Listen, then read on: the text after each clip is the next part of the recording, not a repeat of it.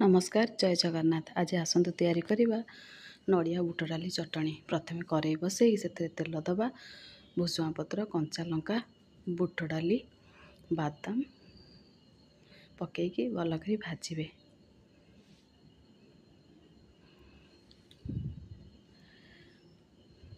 से भाजी आसला परे से पानी देकी बतुरे की मु रखी नड़िया को कोरीदेली।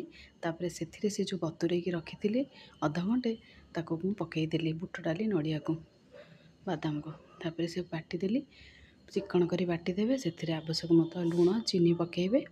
तापर फुटण जो भुसुआ पत्र सोरिष आ सुखिला लंका पकईकी फुटेकी ताको पकईदेवे।